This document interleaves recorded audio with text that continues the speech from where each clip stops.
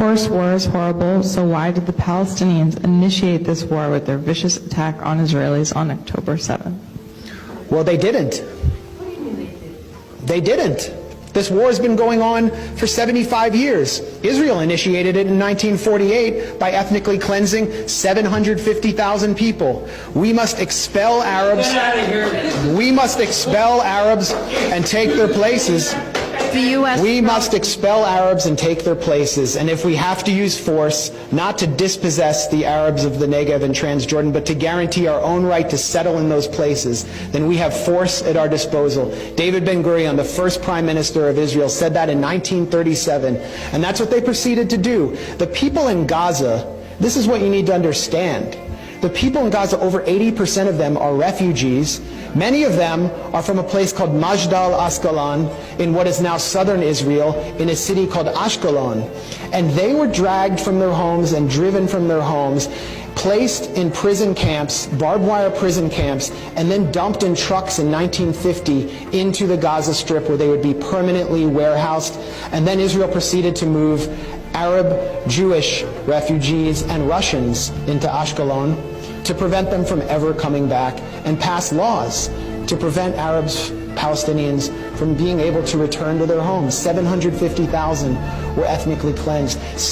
For 18 years, the remaining Palestinians, 100,000, were internally displaced inside Israel. The remaining were put under military rule. They were under military occupation until 1966. Then in 1967, Israel violently, in a war it initiated, occupies Gaza, occupies the West Bank, occupies the Sinai Peninsula, the Golan Heights in East Jerusalem, and then invades Lebanon in 1982, attacking Palestinian refugees there, puts Gaza under siege in 2005. No one can get in or out without Israeli military permission.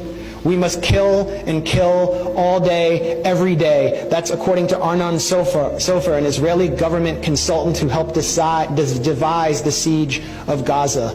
For years, Israel would not allow certain chocolates and A2 paper into Gaza. And then they began these brutal military assaults, which they call mowing the lawn. And I talked to you about those assaults that took place on Gaza.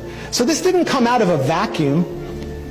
You're not going to be able to hold people under siege, to cut them off from the world, and then expect them to just play along.